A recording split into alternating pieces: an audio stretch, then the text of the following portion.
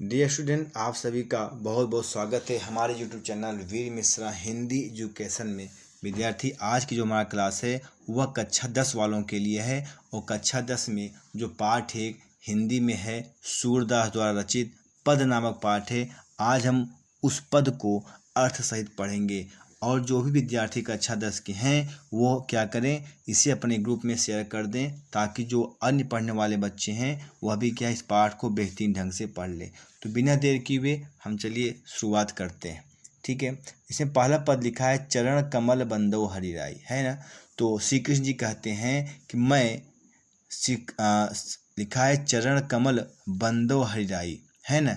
मैं श्री कृष्ण के कमलवत रूपी चरणों की वंदना करता हूँ। मैं श्री कृष्ण के कमल रूपी चरणों की वंदना करता हूँ। जाकी कृपा, जिनकी कृपा से लंगड़ा व्यक्ति पर्वत को पार कर जाता है और अंधे व्यक्ति को सब कुछ दिखाई पड़ने लगता है, बहरा व्यक्ति सुनने लगता है, गूंगा व्यक्ति फिर से बोलने लगता है और रंग चले सी छत धराई, और जो दरिद्र से दरिद्र भी व्यक्ति हैं वह भी राजा के समान सिर पर छत धारण कर सकता है। ठीक है ना।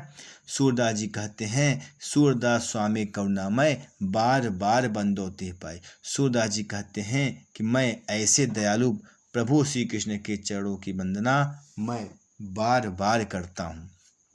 अब दूसरा पैराग्राफ है कि जो है पहला पैराग्राफ एक बार फिर से लिखा है चरण कमल बंदो हरिराई। मैं श्री कृष्ण के कमलवत चरणों की वंदना करता हूँ और क्योंकि इन चरणों की जो कृपा है वह बहुत बड़ी है। और लिखा है जाकी कृपा पंग गिरिलंघ, जिनकी कृपा से लंगड़ा व्यक्ति भी पर्वत को पार कर जाता है और अंधे को सब कुछ दर्शाई, और जो व्यक्ति अंधा है उसको सब कुछ दिखाई देने लगता है। फिर लिखा है बहिरो सुने, जो बहरा है वह सुनने लगता है, गूंगा पुनः बोले, और जो गूंग व्यक्ति है वह फिर से बोलने लग जाता है, और रंग चले सिर छत धराए। किसी दरिद्र व्यक्ति के ऊपर अगर श्री कृष्ण के चरणों की कृपा हो जाए तो वह राजा बनकर अपने सिर पर छत धारण करके वह चल सकता है। तो सूरदास स्वामी करुणामय, तो सूरदास जी कहते हैं कि ऐसे दयालु प्रभु श्री कृष्ण के चरणों की वंदना मैं बार बार करता हूँ। ठीक है, अब चलते हैं दूसरे पैराग्राफ पर। आप फटाफट जुड़ते चले चलिए और आप पढ़ते हुए आप चलिए। लिखा है अभिगत गति कछु कहा तनिया। अभिगत माने होता है निराकार ब्रह्म। सूरदास जी कहते हैं कि निराकार ब्रह्म के बारे में वर्णन करना बड़ा ही कठिन है। निराकार ब्रह्म का वर्णन करना अत्यंत ही कठिन है, क्योंकि निराकार ब्रह्म की उपासना का आनंद उसी प्रकार से वर्णन नहीं किया जा सकता जिस प्रकार गूंगे के लिए मीठे फल का स्वाद। ज्यों गूंगे मीठे फल को, ज्यों गूंगे मीठे फल को, जिस प्रकार से गूंगा व्यक्ति मीठे फल का स्वाद को कहकर नहीं प्रकट कर सकता, अंतर्गत ही भावे वे मन ही मन उसके आनंद का अनुभव कर सकता है। जिस प्रकार गूंगा व्यक्ति मीठे फल के स्वाद को कहकर नहीं प्रकट कर सकता, वह मन ही मन उसके आनंद को अनुभव किया करता है। तो कवि कहता है उसी प्रकार जो निर्गुण ब्रह्म उपासक जो उनके भक्त होंगे वह उसका आनंद केवल अनुभव के रूप में ले सकते हैं। बस लिखा है परम स्वाद सब ही सो निरंतर अमित तोष उपजावे। कहने का मतलब ये है कि जो निर्गुण ब्रह्म की प्राप्ति से निरंतर अत्यधिक आनंद की प्राप्ति होती है। लिखा निर्गुण ब्रह्म की प्राप्ति से निरंतर अत्यधिक आनंद की प्राप्ति तो होता है और उसमें सिर्फ लेकिन उपासक को ही संतोष ही प्राप्त होता है। कहने मतलब जो उसे मानता है, जो निर्गुण ब्रह्म को मानता है उसी को उसमें संतोष प्राप्त होगा, उसी को उसमें आनंद की प्राप्ति आएगी। बाकी उस निर्गुण ब्रह्म का जो आनंद है उस भक्त के अलावा किसी को आनंद नहीं मिलेगा। ठीक है ना। क्यों नहीं मिलेगा, सारा इसमें वर्णन किया गया है। लिखा है मन बानी को अगम अगोचर, मन बानी को अगम अगोचर। तो बता रहे हैं कि मन बानी को अगम अगोचर सो जाने जो पावे। अब यहाँ पर वही लाइन बता रहे हैं कि निर्गुण ब्रह्म के बारे में वही वर्णन कर सकता है जो मन से, वचन से, जो सभी इंद्रियों से परे है, और जो जाने सो पावे, जो उस ब्रह्म की उपासना करता है वही उसके बारे में जान सकता है। लिखा है कि जो उसे इंद्रियों से नहीं जाना सकता, जो उसे मानता है वही जो है क्या है, उसके बारे में उस ईश्वर को वही पा सकता है। क्यों पा सकता है? क्योंकि रूप रेख गुण जाति जुगुत में, क्योंकि जो निराकार ब्रह्म है उसका न तो कोई रूप है, न कोई निश्चित विशेषता है, न कोई जाति है, न तो उसे प्राप्त करने का कोई उपाय है। तब बताइए निरालंब कित धावे, हम किस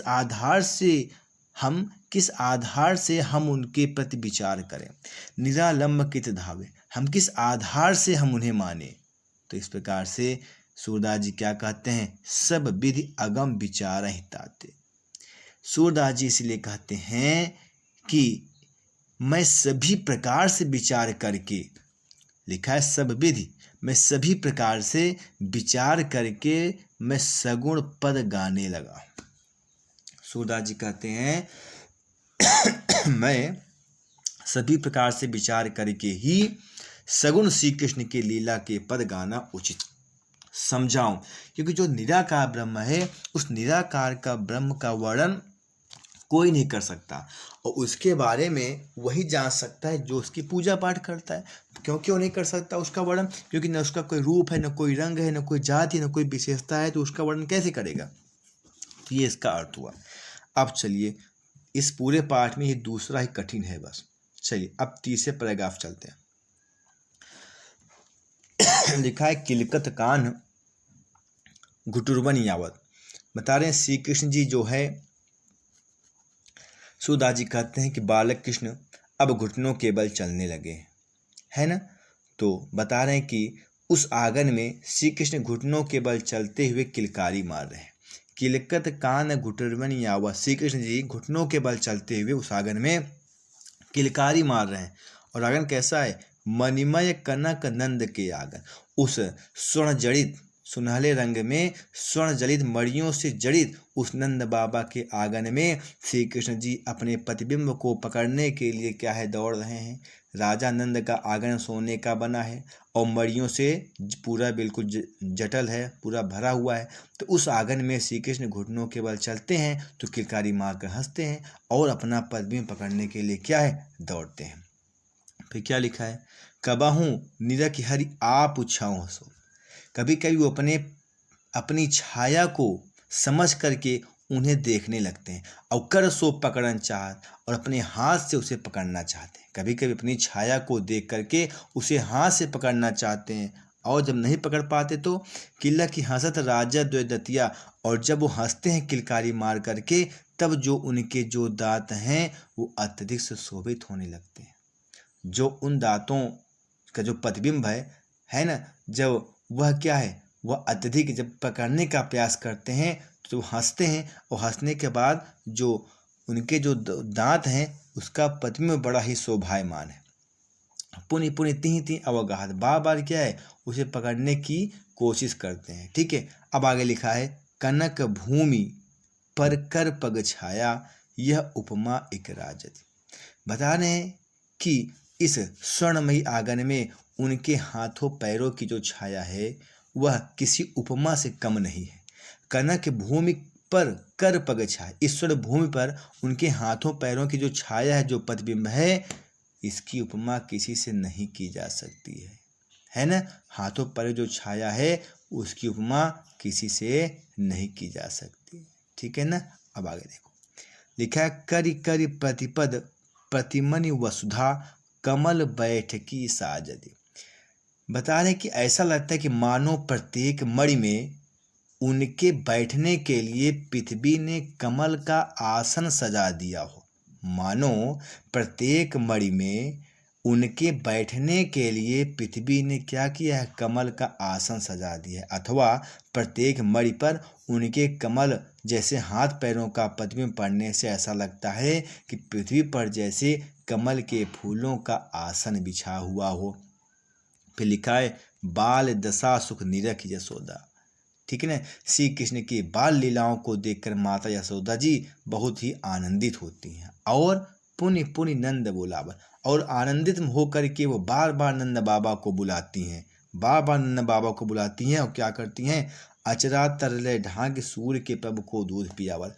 बता रहे कि बाबा नंद को बार बार बुलाती हैं और इसके बाद माता यशोदा सूरदास के प्रभु बालक कृष्ण को अपने आंचल से ढककर दूध पिलाने लगती हैं। यह था हमारे तीसरे का अर्थ। एक बार तो इसका फिर से आप देख लीजिए। श्री कृष्ण के सुंदर बाल लीलाओं का वर्णन करते हुए सूरदास जी कहते हैं कि श्री कृष्ण जी अब घुटने के बल चलते हुए किलकारी मारते हुए चल रहे हैं और नंद बाबा के इस स्वर्णमयी आंगन में वे अपने प्रतिबिंब को पकड़ने के लिए दौड़ने लगते हैं। और कभी कभी वे अपने प्रतिबिंब को देख करके, अपनी छाया को देख करके उसे हाथों से पकड़ना चाहते हैं। और जब वो किलकारी मारकर हंसते हैं तब उनके जो 2 दांत हैं वो दांत बड़े ही अच्छे से सुशोभित होते हैं और उन दांतों को ये पकड़ने का भी कोशिश करते हैं। और इस स्वर्ण भूमि पर उनके हाथ पैर की जो छाया है ये किसी उपमा से कम नहीं। इसका उपमा हम दे ही नहीं सकते, फिर भी उपमा दे रहे हैं। क्या करें? करी करी पति पद पतिमन वसुधा कमल बैठ की साजती। बता रहे हैं प्रत्येक मणि उसमें ऐसी है कि जैसे हमारी पृथ्वी उन्हें कमल पुष्प को सजा करके बैठी हुई है। और अपने पुत्र के सुख को देख करके यशोदा माँ बार बार नंद बाबा को बुलाती हैं और इसके बाद माता यशोदा सूरदास के प्रभु बालक श्री कृष्ण को अपने आंचल से ढक करके दूध पिलाने लगती है। अब चलिए अगला चलते हैं, चौथा नंबर। मैं अपनी सब गाय चरे हूँ।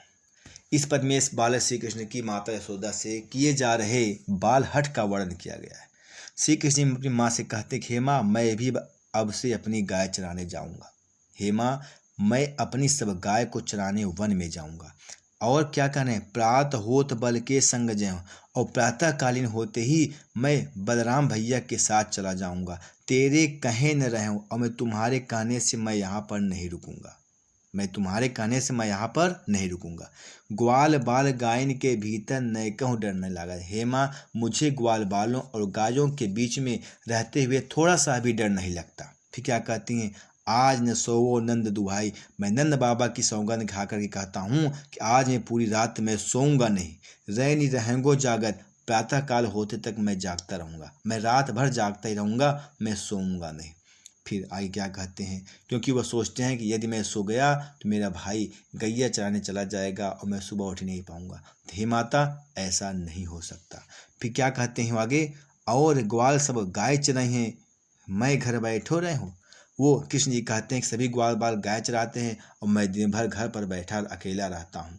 तो सूरदास जी कहते हैं, सूर श्याम तुम सोई रहो, प्रात जैन जान मैं दे हूँ। सूरदास जी कहते हैं, तब उनकी माता कहती कि हे मेरे लाल, अब तुम निश्चिंत होकर के सो जाओ।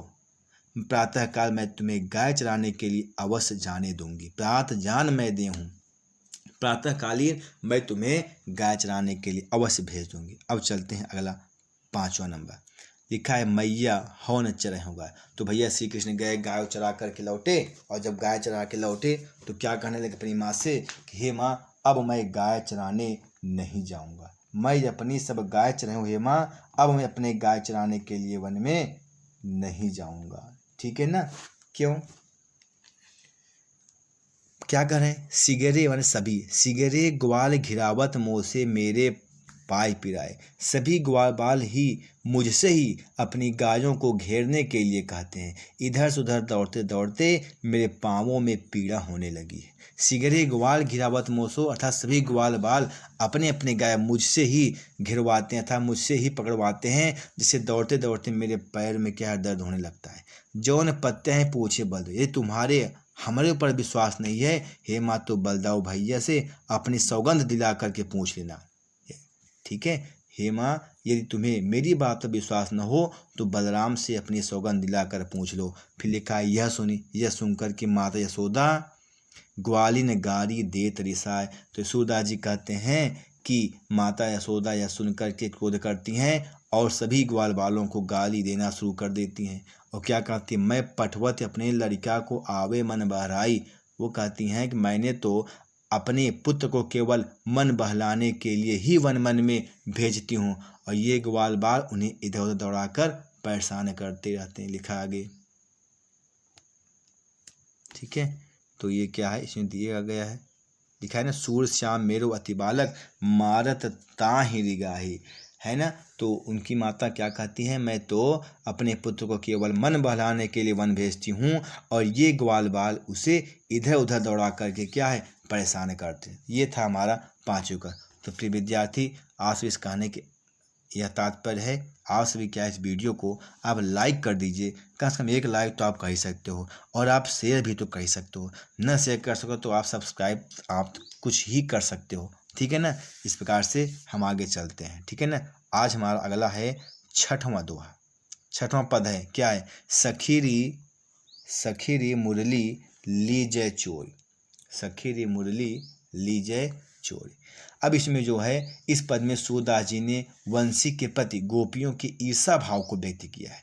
गोपियां जो है श्री कृष्ण की वंशी को अपना दुश्मन समझने लगती हैं, और वे एक गोपी दूसरी गोपी से कहती कि हे सखी, आओ अब हम श्री कृष्ण की मुरली को चुरा लेते हैं, क्योंकि जिन गोपाल की ने बस प्रीत सबन की डोरे। क्योंकि इसी बंसी ने हम सबसे प्रीत तोड़ करके और स्वयं श्री कृष्ण के बस में हो गई है। क्योंकि इस मुरली ने गोपाल को अर्थात श्री कृष्ण को अपनी ओर आकर्षित कर अपने वश में कर लिया है, और श्री कृष्ण क्या है, इस मुरली के वश में होकर के हम सभी को भुला दिए। और क्या लिखे हैं, छिन एक घर भीतर निसिबासा धरत कबहू न छोड़ी। और श्री कृष्ण जी घर के भीतर हों या बाहर हों, कभी क्षण भर को भी मुरली नहीं छोड़ते। फिर क्या लिखा है, कबहू कर, कभी अपने हाथ लिए रहते हैं, कबहू अधरनी, कभी अपने ओठ पर लिए रहते हैं, राखे अंग अंग भोरी, न जाने नहीं सॉरी कबहू कर, कभी कभी अपने हाथ लिए रहते हैं, कभी अपने ओठों पर लिए रहते हैं, कट कबहू खोसा जोरी, और कभी कभी इसे तो अपने कमर में खोसे रहते हैं इस बंसी को। हे सखी, ना जानो कछु मेल मोहनी, न जाने इस बंसी ने कौन सा मोहनी मंत्र मार दिया है कि जिसे श्री कृष्ण से अपने प्रत्येक अंग से लगाए रहते। इस बंसी ने कौन सा मोहनी मंत्र श्री कृष्ण पर चला दिया है कि जिससे श्री कृष्ण पूर्ण रूप से इसके वश में हो गए। तो सूरदास जी कहते हैं, वो गोपियाँ कहती हैं कि प्रभु कौ मन सजनी बंध्यो राग की डोरी, कि हे सजनी, कि हे सखी, इस बंसी ने श्री कृष्ण का मन प्रेम की डोरी से बांध कर कैद कर लिया है। श्री कृष्ण जी का मन प्रेम की डोरी से बांध करके इस बंसी ने क्या किया है, कैद कर लिया है। अब चलते हैं 7वें नंबर पर, ठीक है। लिखा है ऊधो मोहिब्रज विसरत नाहि। तो इसमें जो है श्री कृष्ण जी अपने मित्र ऊधो जी से कहते हैं। तो ऊधो जी से क्या कहते हैं श्री कृष्ण जी, हे ऊधो, मुझे ब्रज भुलाए नहीं भूलता, अर्थात मैं ब्रज को नहीं भूल पाता हूँ, ठीक है ना। क्योंकि वृंदावन गोकुल का वन उपवन, बता रहे हैं कि वृंदावन और गोकुल के वन उपवन सभी मुझे याद आते हैं। वृंदावन गोकुल वन उपवन, वृंदावन और गोकुल का जो भी वन उपवन है वह सभी मुझे याद आते हैं। सघन कुंज की छाए, और वहाँ के घने कुंजों की छाया को मैं भी नहीं भूल पाता। और प्रातः समय माता जसुमती, और प्रातः काल होते ही माता यशोदा और नंद बाबा को, लिखा है यशोदा मैया को देखकर और नंद बाबा को देख करके मुझे जो सुख मिलता है वह मुझे बार बार याद आते हैं। प्रातः समय माता जसुमती और नंद देख सुख पाओ। प्रातःकालीन माता यशोदा और नंद बाबा को देखकर मुझे जो सुख मिलता था मैं उसे नहीं कह पा रहा हूँ। माखन रोटी देहो सजायो अतिहित साथ खवावल, बता रहे हैं कि वे मुझे मक्खन रोटी और भली प्रकार से जमाया हुआ दही कितने प्रेम से खिलाते थे, ठीक है ना। गोपी ग्वाल बाल संखेला सब दिन हंसत सिरार, ये सभी दिन मुझे याद आते हैं। और कहते हैं गोपियों और ग्वाल बालों के साथ खेलते हुए मेरे सभी दिन हंसते हंसते बीत जाते हैं, वे सभी दिन मुझे याद आते हैं। फिर लिखा है सूरदास धन धन ब्रजवासी जिनसो हित जदुनाथ।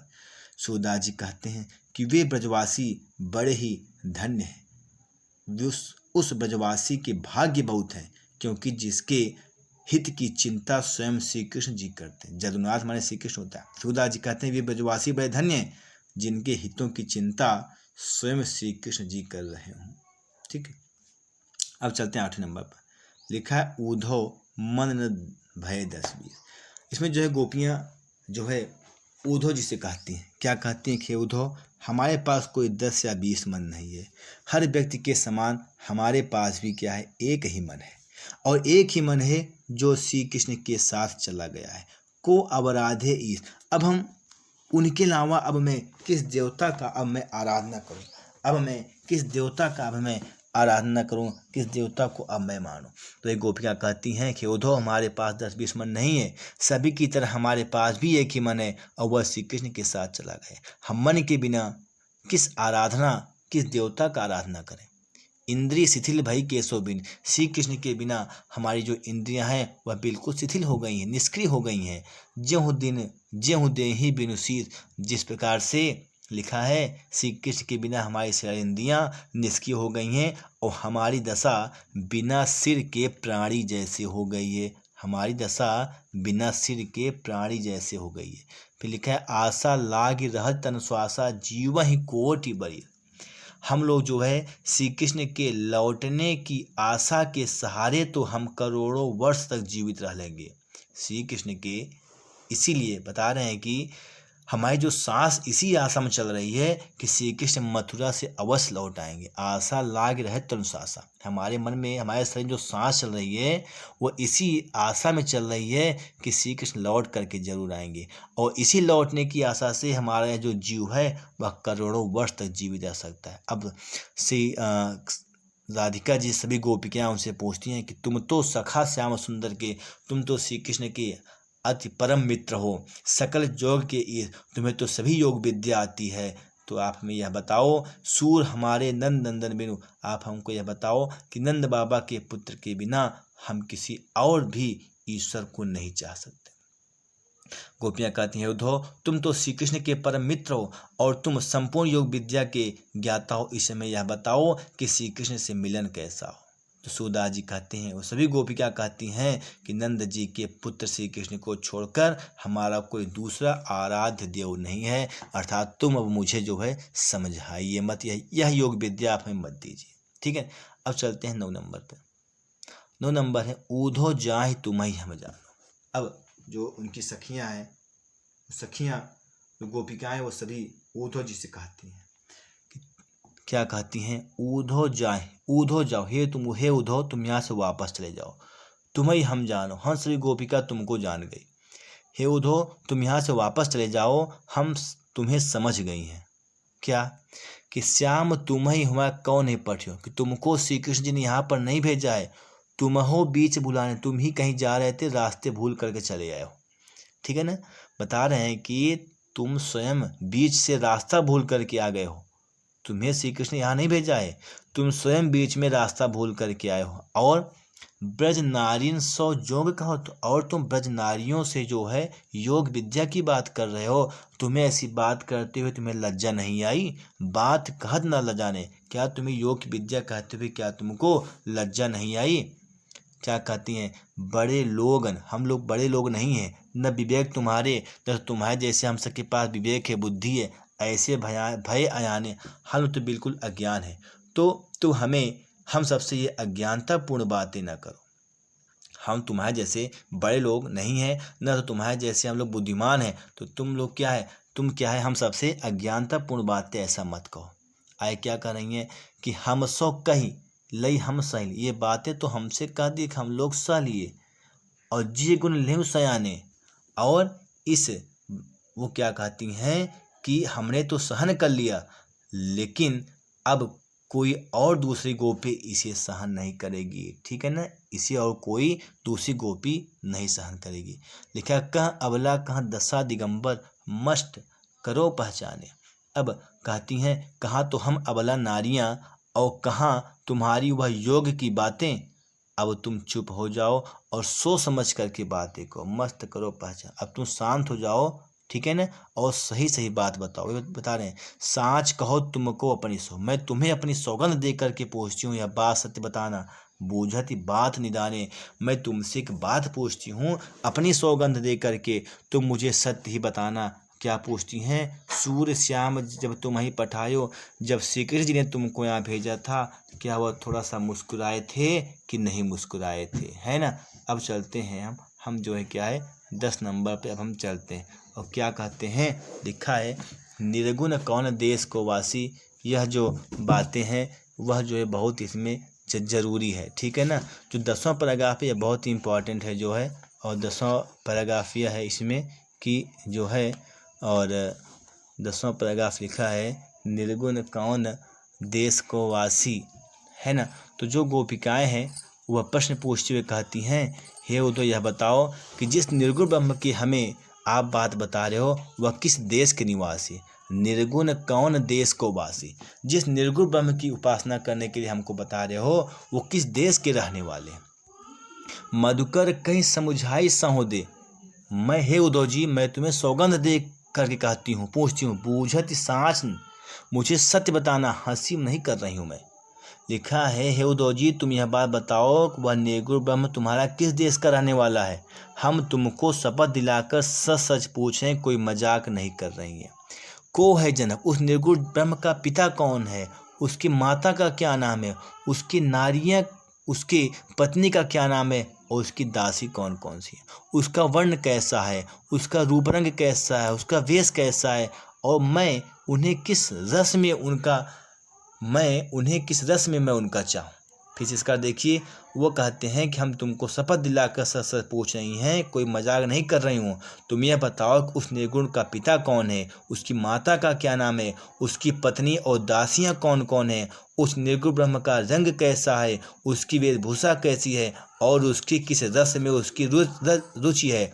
फिर गोपियाँ उद्धव को चेतावनी देती हुए कहती हैं, क्या कहती हैं पता है, क्या क्या कहती हैं कि पावेगे पुण्य क्यों आपने जोर करोगे गासी। ये तुम हमसे झूठ बोलोगे तब तुम अपने किए का फल खुद पा जाओगे, इससे मुझे झूठ मत बोलिए। तो लिखा है, सुनत मौन है रहो बावरे, सूर सबे रस मति नासी।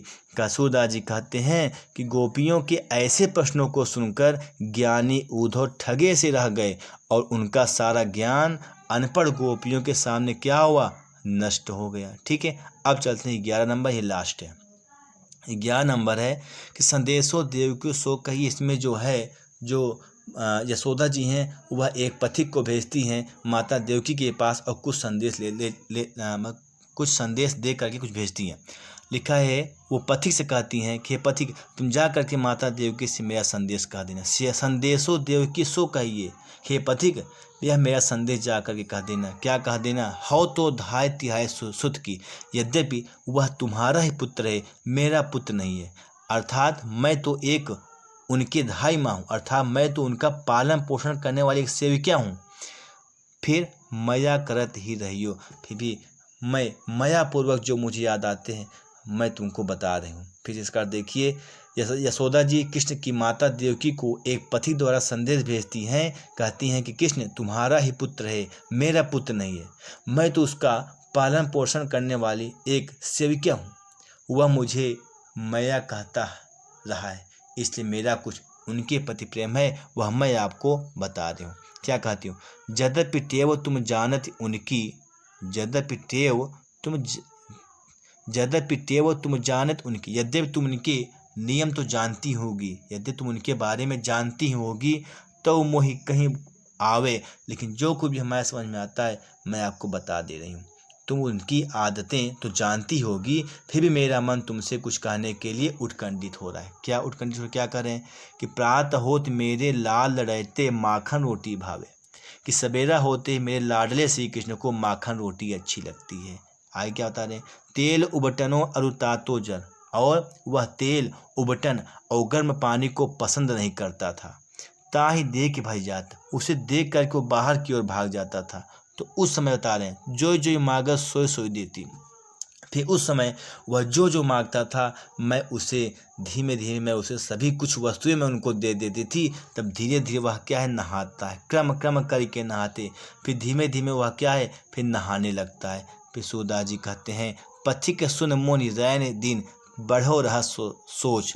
सूरदास जी कहते हैं, वो यशोदा माँ उनसे कहते हैं, हे पथिक उनसे कह दीजिएगा कि दिन रात मेरे हृदय में बस यही सोच रहती है, मेरे हृदय में मेरे मन में बस यही चिंता सताती रहती है कि मेरो अलग लड़े तो मोह, कि मेरा जो अटरी लाडता श्री कृष्ण है क्या वहाँ पर कहीं कुछ मांगने में संकोच तो नहीं करता। मुझे तो रात दिन यही चिंता रहती है कि मेरा लाडला कृष्ण अभी तुमसे कुछ मांगने में बहुत कुछ संकोच करता होगा, इसलिए जो मैंने बताई है कि वह प्रातःकालीन माखन रोटी अच्छा लगता है ना, तेल गर्म जल को देख करके वो भाग जाते हैं। तो उसमें जो जो श्री कृष्ण जी मांगते हैं मैं उन्हें सभी कुछ मैं उन्हें देते हुए मैं उन्हें ऐसे नहला देता हूँ। इस प्रकार पे विद्यार्थी आप सभी का यह जो सूरदास द्वारा रचित जो पद है यह बिल्कुल समाप्त होता है। यह वीडियो आपको कैसा लगा आप इसको जरूर बताना, और आपको अगला कौन सा पाठ पढ़ना है यह भी आप कमेंट हमें आप जरूर बताइएगा। इस प्रकार से आपकी हाई स्कूल जो क्लासें हैं वह बिल्कुल शुरुआत हो रही हैं, और आप सभी को निरंतर मन लगा करके आगे की ओर पढ़ना है और एक अच्छे से अच्छे नंबर आपको लाना है। ठीक है फिर विद्यार्थी, आप सभी का बहुत बहुत धन्यवाद, आप सभी का बहुत बहुत आभार।